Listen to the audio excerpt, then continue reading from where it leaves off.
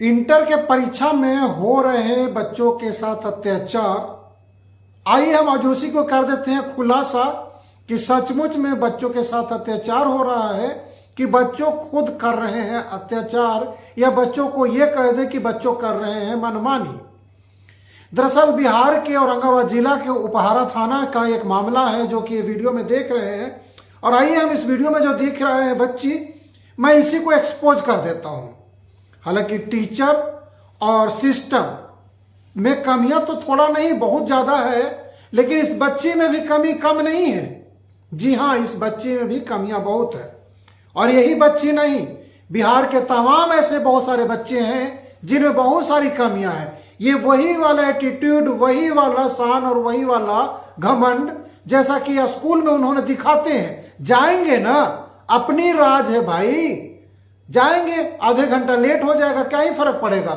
Master साहब को बोल देंगे कि धान काट रहे थे, मास्टर साहब को बोल देंगे गेहूं पीट रहे थे, मास्टर साहब को बोल देंगे गेहूं पटाने चले गए थे, इस समय सीजन चल रहा है गेहूं पटाने का। यही तो कहना है। आइए आज हम इन लोगों को बताते हैं कि गेहूं कैसे पटाया जाता है और 10th का और इंटर का एग्जाम में टाइम का वैल्यू कैसे दिया जाता है। आप लोगों ने देखा होगा, चलिए इस वीडियो से पहले एक छोटा सा और समय दे दीजिए। आपने एक चीज नोट किया होगा कि इस तरह की न्यूज सिर्फ और सिर्फ बिहार से ही क्यों आता है। भारत में आपने कभी सुना है कि दिल्ली, गुजरात, हरियाणा, मध्य प्रदेश, बंगाल, असम, चाहे और भी स्टेट है हमारे बिहार में, वहां से एक ऐसी खबर आया हो कि इंटर के एग्जाम देने गए बच्चों के लिए गेट हो गया बंद क्योंकि टाइम से नहीं पहुंचे? आपने कभी सुना? सिर्फ बिहार में ही हर साल सुनने को मिलता है, क्योंकि बिहार में ऐसे हैं लेजी लोग। जिस तरह से स्कूल जाने में देर करना है, समझ जाते हैं कि हमारी बाप का राज है, हमारी बाप की खुद की स्कूल है, हमारी बाप की कॉलेज है, जाएंगे ना। यहां भी वही हाल है। और देखिए कि ये बच्ची किस तरह से नखरे कर रही है। ये बच्ची की नखरे कि हम पे लोग तरस खाए कि मैं बेहोश हो गई हूं, अब मुझ पे तरस खा करके कोई एंट्री दिला दे। लेकिन ये बेहोश नहीं हुई है, ये नाटक कर रही है। जी हां, ये नाटक कर रही है बेहोश होने का। देखिए ये गिरी है ना, देखिए ध्यान से, गिरी, और इसका एक हाथ देखिए कैसे कर रही है, देख रही है ना। जब इंसान गिरता है, बेहोश होता है, तो उसका किसी चीज का होशो हवास नहीं रहता। हाथ में जो भी चीज पकड़ा होगा छूट जाता है, क्योंकि बेजान हो जाता है। अब मेरे हाथ में मोबाइल है, जब बेहोश होऊंगा ना तो मोबाइल ऐसे करके पकड़ा नहीं रहूंगा। देखिए कि दूसरे हाथ में बच्ची का पेन वगैरह देख रहे हैं, नहीं सब क्या क्या चीज जो ले रखी है, देख रहे हैं उसको किस तरह से पकड़ रखी है, काहे नहीं छूट के गिर गया। तो ये नखरे है कि ताकि लोग सहानुभूति दिखा करके मुझे एंट्री दिला दे। काहे वो तरवा घर से जल्दी काहे नहीं चली थी, टाइम से क्यों नहीं निकली थी?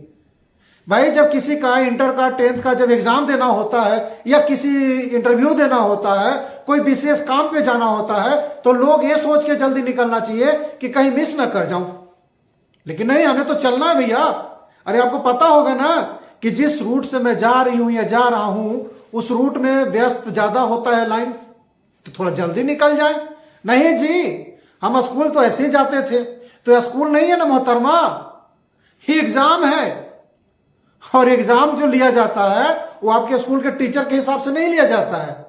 उसके लिए सरकारी संस्था अपनी सिस्टम से काम करती है, एक एक सेकेंड की वैल्यू होती है उनकी।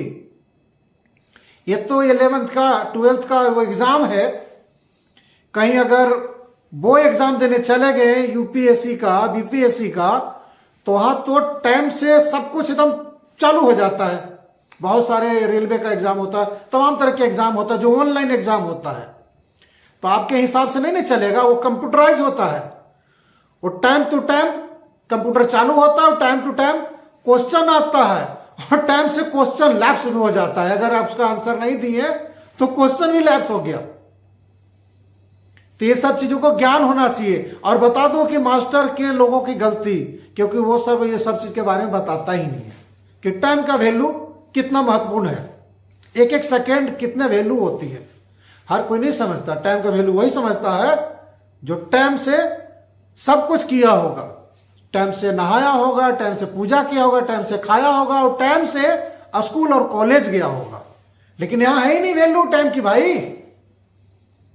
कर लेंगे तो कर लो, हो गई ना। बाकी लोगों को भी मैं बता दूं कि टाइम का वैल्यू देना शुरू करो। टाइम के वैल्यू दोगे तो टाइम आपको वैल्यू देगा, अन्यथा टाइम निकल जाएगा तो कोई टाइम में काम नहीं आएगा, ये ध्यान रखना।